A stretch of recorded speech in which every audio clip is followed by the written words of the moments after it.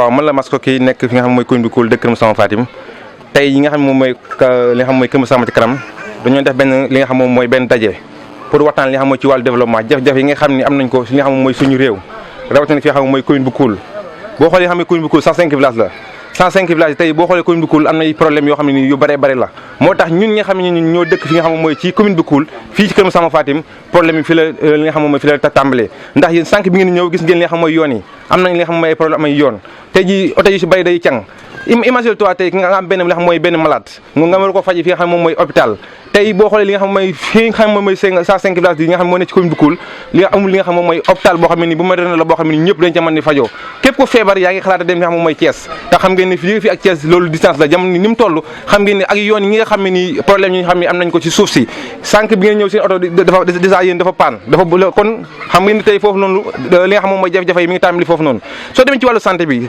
sànq demal li nga xam moom mooy ci poste de santé bi poste de santé boo xam ne ni dañ koy defar rek di teg te ñoo am ñoo xam ni kenn ñoo xam ne ñoom dañu fa nekk ay médecins wala yooyu kenn defaluñu dara ñun daal mel ñu doon bokk li nga xam mooy Sénégal ñun daal mel ñu doon bokk li nga xam mooy ci réew mi alors que te Macky Sall moom dafa wax ni c'est li nga xam mooy Sénégal émergent ñun nga xam waa commune bi Koul rawatina Kër Moussa Fatim ñun def naa ñun bokkuñu ci ñun def naa ñun état ñu doon ñoo fàtte kon nag ñun tey loolu moo tax jafe-jafe ñu am ko ci xam mooy ci wàllu santé li dal li nga xam mooy cas bi dal nga xam mooy aji soxna nga xam moom moo dëkk fii nga xam moom mooy ca Louga problème bi gis ngeen ko foofu noonu fii la gën a bare famille yi nga xam ne ñun ñi nga xam ne ñooy am doom di décédé kenn xamul nu mu toll ñi génn àdduna kenn xamul nu mu toll problème yooyu ñun tey jafe-jafe kon donc tey ñun jot na nag état li nga xam mooy mu gëstuñu jot na li nga xam moom mooy mu taxawuñu problème bi topp mooy suñu wàllu li nga xam moom mooy ci wàllu njàng mi gis ngeen njàng mi problème yi nga xam ne am nañ ko lu tax ni 105 villages amul li nga xam mooy lycée xale yi bari ñu ngi bàyyi jàng ngi lan ndax ñàkk fu ñu jàngee xam nga ni tey ji jamono toll nii pour man li nga xam mooy commune bu Koul war na mën a passé foofu noonu war na mën a dépassé foofu noonu te ñun nag wala dafay wax lu am solo ni nag wax ma ndaw ñi nga am wax la sa ëllëgu réew waaye su fekkee ndaw ñi nga am nag dañuy wuti taxawaalu wala ñun ko réew moom fan la jëm kon tey gis nga xale yi tey ñu taxawee yëpp tey gis ngeen xale yi ñoom ñëpp gis nga leen tey amuñu fu ñu jëm gis ngeen ko sànq jigéen ñi yaa nga ni seen tool yi seen tomate yi ñu ngi dee ndax amuñu ndox mu leen roosee facture yi seer na forage bi gis ngeen ko forage bi gis ngeen ko dañ ñëw indi ñu ay facture yoo xam ne ni yow dañ ñun lii mënuñu ko consommer mais nañ ñoo ko di dëgg kon ñun tey ñun loolu il est temps nag li nga xam mooy état bu Sénégal mu jàppale ñu ci loolu facture yi nga xam ne ni seer na suñu yaay yi ak suñu papa yi sonn nañu wallaay kon nag ñu doon bëgg état mu taxaw mu jàppale ñu fi nga xam mooy commune bu Koul rawatina fi nga xam mooy Kër Moussa Fatim kon état sang gis ngeen léegi nga xam mooy bi nga demee léegi ci tool yi suñu gàncax yi mu ngi dee problème bi mooy gis ngeen teen boobu na mën na jël ndax facture yi dafa seer moo tax ñu dem ci nga xam mooy teen baa nga ne amatul ndox léegi ñun fan la ñu jëm te Macky Sall moom dafa bëgg li nga xam mooy développement kon ñun fan la ñu jëm dëkk bi am nañ ndox mais facture yi moom moo seer compteur yi li muy consommé li dafa bari tey da ngay gis koo xam ne nii 3000 la woon keroog suñu benn mbokk suñu dëkkandoo fii keroog facture dafa am problème mu changé ko mais 3000 lay fay chaque mois te mu ngi daan fay ay 10 000 wala ay 12 000 mais loolu ñun fan la jëm ci jamono ñu toll nii. lan ngeen di xaar ci président de la ñu ngi koy xaar pour mu jàppale ñu parce que ñun ci réew mi lañ bokk ñun nag élection législative yi mi ngi ñëw suñu carte la nga lañ yor xale yi yëpp ñi ngi gis ni ñëpp am ay carte ñu ngi xool ni koo xam ne ni ku ñu yërëm la koo xam ne ni ku ñu jàppale la ñu ànd ak moom pour ñu mën a jëm ca kanam responsable yi fii nii gis ngeen leen xale yaa ngi nii ñun ñoo nekk suñu responsable bopp ñooy boole suñu ay ñaar dërëm ñooy boole suñu ñetti dërëm suñu yaay yaa ngi nii suñu papa yaa ngi nii kon tey jot naa état jàppale ñu jot na tey état gestu ñu ndax ñun ci réew mi lañu bokk système de proximité bi nga xam ne moom am nañ ko parce que li nga xam moom mooy njàng dafa nekk loo xam ne am solo la tey njàng moom mooy li nga xam mooy réew kon nag war nañu am ay système yoo xam ni yu mucc ayib lay doon yu méngoo ak jamono moom lay doon poste de santé bi gis ngeen ko sànq amul li nga xam mooy courant carte de santé bi amul li nga xam mooy courant amul dara ñun dañoo bëgg poste de santé lañu bëgg kon état dafa jot moom mu taxawu ñu parce que jamono ñu toll nii nit ki mënul dund sans santé nit ki bala muy dund il faut mu am wér gi yaram kon nag état ñu ngi koy tàllal loxo mu jàppale ñu parce que ñun moo ñu jiite nag ala dafa wax ne kullukum ra'in wa kullukum mas'ulun an ra'iyatihi bépp responsable ëllëg na laaj naka nga responsabilité li nga xam mooy sa dëkk kon nag état jot na nag moom taxawuñu baax a baax suñu yaay yi nga xam ne ñuy am doom di am problème di génn àdduna yooyu yëpp tey ki nekk Louga moom daa gën a siiwee rek waaye ñun ñoo gën a sonn loolu ñu ngi koy dund problème li nga xam mooy ci wàllu école bi wax naa la xale yi bari ñu ngi bàyyi jàng ngir lan fii amul lycée amul ay CEM lu toll ni 105 villages 105 villages du ay caaxaan. si primaire bi la yem. si primaire bi la yem. ñuy bari tey ñu ngi dem di taxawaalu ji. kur réew mi tey ñun danoo sonn ñun dañu am problème pour dem Thiès wala ñu dem fenn xam ne jamono neexul kenn mën nekk ci kër kenn ñun nag bu sañoon li nga xam mooy fi nga xam mooy ci commune bu Koul rawatina fi nga xam moom mooy fi ñu nekk nii ñu am li nga xam moom mooy lycée ñu am li nga xam mooy ay seen proximité yoo xam ne ni suñu xale yi dañ ca mën a jàng kon nag jot na li nga xam moom mooy état dimbali ñu état gestu ñu nag ñun nag suñu carte rek lañ yor di xaar. man maa ngi tudd Mariam Diouf dëkk Kër Massamba Fatim waaw ñun moom suñuy jafe-jafe moom yéen war ngeen ko sax xam comme fi commencé ba bàyyee fi rek foofu laay waxee yoon wi sonn nañ torop ñun jigéen ñi da ngay gis jigéen joo xamante ni day ëmb sonn bay bëgg a dee ak ëmb ni mu méttee nga sonn bay bëgg a dee war a dem di def say wisit ak yooyu yaa ngi dugg ci saret yi yaa ngi dugg ci poose yi sonn bay bëgg a dee di dem fii ba Pire mbaa ngay dem fii ba Tivaouane mbaa nga fii ba Ngaay dem di fa visitoo jee xam nga loolu lu metti la ti ñun daal suñu sañoon ñu dimbali ñu ndaxte ñun kaas bi lañ am te kaas bi doxul dara amul ci kaas bi amuñu ay garab amuñu sage-femme amuñu kenn koo xamante ni daal war nañoo mën a jàppale ci kaas bi pour ñu dem ñun daal bu ñu sañoon ñu dimbali ñu ci poste de santé moom lañ bëgg tey moom lañ bëgg bu ëllëgee pour ci jàppale ñun jigéen ñi ñuy jëm ak ay médecins yu baax a baax yoo xamante ni buñ ñëwee dinañ ñu yërëm dinañ ñu tettee ndaxte ñun kuñ tettee lañ bëgg ndax li amoon ci Louga fii gisees na ko woon te loolu la ñuy bañ mu dal ñu ku ñun daal buñ sañoon ñu dimbali ñu suñu tool bee gis ngeen ko ma nga ne gàncax ga dee na te ñun jigéen ñi amuñu kenn koo xamante ni mën nañoo jàppale ba ñu liggéey bëgg nañoo liggéey waaye amuñu ku ñu jàppale pour ñu liggéey ndaxte suñu facture bii ñëw nii dafa seer te gis ngeen tool ba na mu toll génne wuñ ko fa léegi xam ngay tey buñ ko jaayee ba pare lu mat ñaar fukki junni sax du fa génnee tey ñu indi la facture boo xam ne fukki junni la léegi xam ngay jékkul jaaduwul te kuñ ko wax du ko rafetlu te moom la ñu indil ci suñu facture bee ñun buñ jigéen ñi bu ñu sañoon ñu jàppale suñu xale yu góor yi sonn nañ bëgg nañoo liggéey waaye amuñu lu ñu jàpp ba liggéey suñu xale yu góor yi bu ñu sañoon ñu jàppale leen bu baax a baax a baax dimbali ñu tamit ci aw yoon ndaxte aw yoon tamit lu baax la bu ñu amee xew tey jii ba war a dem poosa moo ñuy jëlee ci dëkk bii di ñu roñ di ñu yóbbu ca taliba ñu doog a mën a dugg oto pour dem ca xew woowa bala nga egg ci xew yi di nga furwaase sa yére boo soloon mu tilim loolu xam ngay rafetul jékkul jaaduwul Macky Sall nañu gestu bu baax nañu xoolaat bu baax xool ñun dañ cee bokkul wala déet ñun ci réew mi lañ bokk seen bi bu ñu sañoon ñu dimbali ci ndax suñu xale yi sonn nañ tey bu ñuy jàngi ji fii seen yaay yi dañoo joxe paas ba sonn ak lu ñuy lekk lu ñu naan nañu dimbali xale yi sonn nañ trop wax dëgg yàlla suñu sañoon Macky Sall mu gestu ñu te xam ne ñun ci réew mi lañ bokk doomu réew mi lañ ñoo ngi Kër Massamba Fatim sonn nañ torop nan ñu jàppale ci suñu xale yi ndax xam nañu bëgg nañoo liggéey ñooy boole seenub dërëm seenub déem seenub daqaar lu ñu amante am ñoo ko def ci seen dëkk bi waaye kenn gëstuwu leen nan ñu dimbali bu baax a baax a baax a baax. Je me nomme Ndiawar Diaw, je suis titulaire d'une licence professionnelle en gestion des ressources humaines. Je suis chargé de la communication du mouvement KMS Kanam.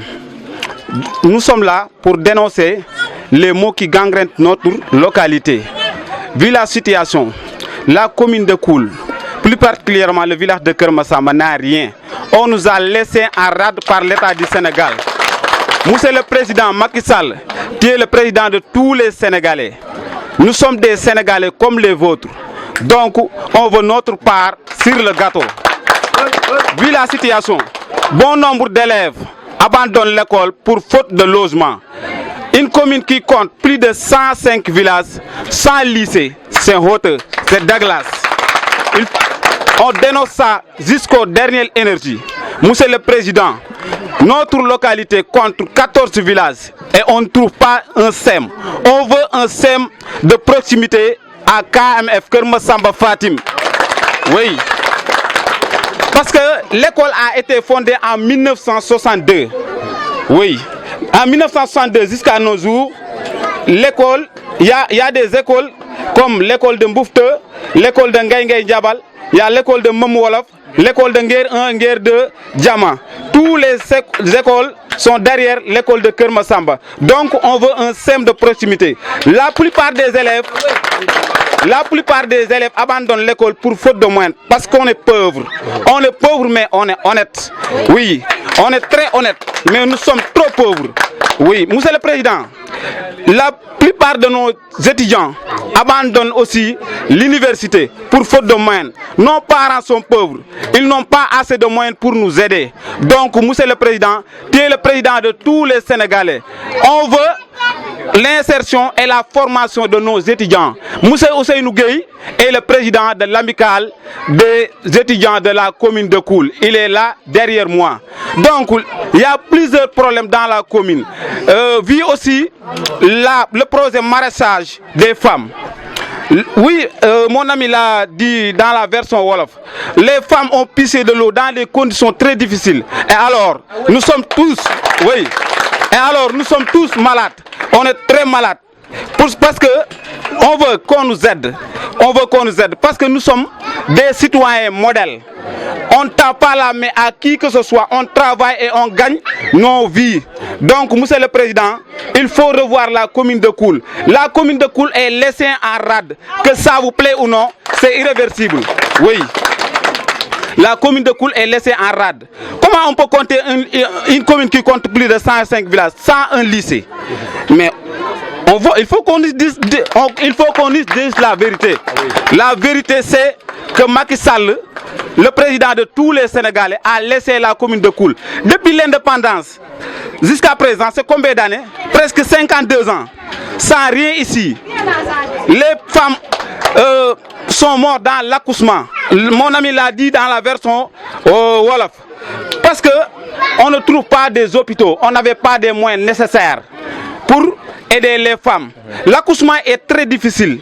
Mais on veut une ambulance pour apporter nos malades.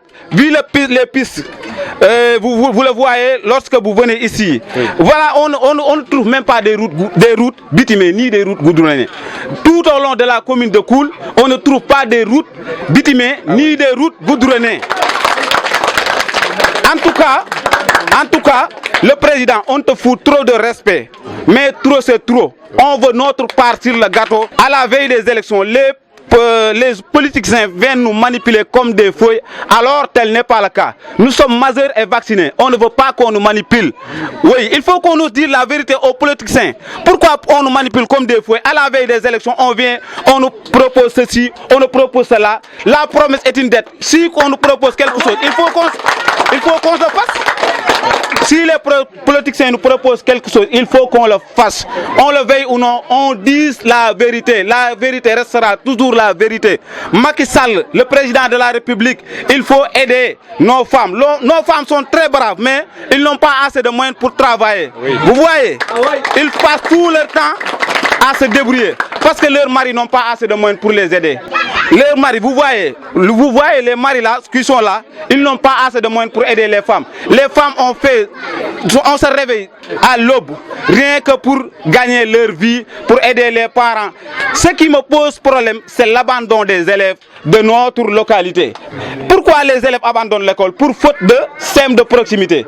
On veut un SEM de proximité dans les plus vite possible. Macky Sall, le président de la République, Monsieur le Président, on dit son excellence, on veut un SEM de proximité pour aider nos enfants qui sont là, les enfants qui abandonnent l'école. Parce que la voie du développement se passe par l'éducation. Sans l'éducation, le pays ne peut aller nulle part. On ne peut pas prendre un gars qui est là-bas pour leur dire que viens ici, tu peux être un député, tu peux être un ministre, tu peux être un président. Ah oui. Avant que tu sois un président, il faut que tu fais les bancs.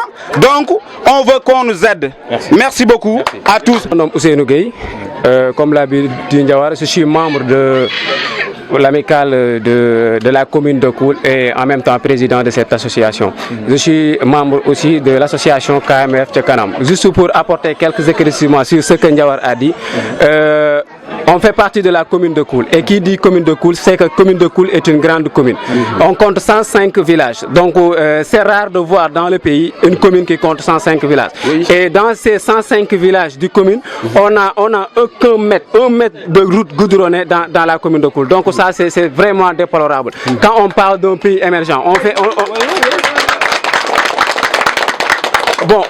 on nous nous dit qu'on veut un Sénégal émergent d'ici 2035. Et c'est inadmissible de vouloir un Sénégal émergent d'ici 2035 et avoir une commune comme la commune de Koul qui n'a pas un mètre de route goudronnée. Et comme l'a aussi dit Ndiawar dans ses propos concernant l'éducation, on se dit que la commune de Koul est un peu laissée en rade sur le plan de l'éducation. Vu que ici, par exemple, on a dans toute la commune des SEM. Donc on veut une lycée à Kermosamba Fatim, vu que nos jeunes ici, à 13 ans, tu as le CFE, on te demande de sortir pour aller à Pire ou bien dans d'autres localités. Donc comment on peut laisser un enfant de 13 ans, un enfant de 15 ans sortir chez lui pour aller dans les autres localités pour apprendre? Donc avec tout ce qui se passe dans le pays, l'insécurité, les viols, les cas de vol entre autres. Donc c'est pas assurant de laisser votre enfant de 13 ans ou bien de 12 ans aller dans d'autres régions ou bien dans d'autres villages pour en prendre. Donc ce que nous voulons, c'est que ici à Kermosamba, c'est un village centre. On peut dire que dans la commune de Koul, c'est le deuxième village de la commune. Historiquement, si on part dans l'historicité de la commune. Après le chef-lieu de la commune qui est Koul, on a Kermosamba comme le deuxième village de la commune. Donc on mérite un peu de respect. Donc on veut un SEM dans notre village pour que les villages environnants puissent amener leurs enfants, composer avec ceux qui sont ici pour mieux aider les enfants qui sont ici. Parce que bon nombre de personnes abandonnent l'école à faute de manque de logement dans les autres villages, parce que le problème c'est partout. On n'a pas des stratégies pour permettre aux autres de trouver du travail. Il y a des gens qui sont ici, leur master, il y a d'autres qui ont leur doctorat, il y a d'autres qui ont leur licence, il y a d'autres qui ont leur bac, mais ils ne parviennent pas à trouver une insertion. Donc nous appelons les autorités, le président de la République pour qu'ils viennent à l'aide, les Sénégalais en particulier. Mais c'est pas seulement les habitants de Koul qui manquent ça, mais c'est les Sénégalais en particulier. Donc nous invitons l'État à revoir les manières de faire sur l'éducation, essayer de mettre en pratique des industries ou bien quelque chose qui peut aider les étudiants après leur sortie dans l'université. Mais aussi, je vais aussi parler sur l'eau, comme l'a bien dit Ndiawar. Bon, vu que ici, on a l'eau, mais les factures sont chères. Vu qu'on n'a pas de ressources, aussi, c'est que la majeure partie des populations sont des cultivateurs. Donc, après l'hivernage, certains hommes qui ont la puissance peuvent aller à Dakar pour chercher quoi nourrir leur famille. Donc, si ces problèmes, on va ajouter la cherté de l'eau, donc ça pose problème. Donc, ce que nous exerçons, c'est à l'État, c'est de nous venir en aide, parce qu'on fait partie du Sénégal et on est des citoyens. Et bientôt, les élections législatives vont venir et aussi on a nos cartes. La majeure partie de la population ici ont leurs cartes d'identité. Et que nous sommes tous majeurs et vaccinés et on connaît les gens qui sont là pour nous aider. Donc c'est pas une menace qu'on a faite pour les candidats ou bien pour d'autres, mais on veut qu'ils nous respectent et qu'on nous donne ce que nous méritons, parce que nous sommes des Sénégalais et on demande ce qui est de notre droit, parce qu'on s'acquitte de notre devoir. Donc il est formellement qu'on nous donne ce que nous méritons dans notre commune. Merci, je vous remercie.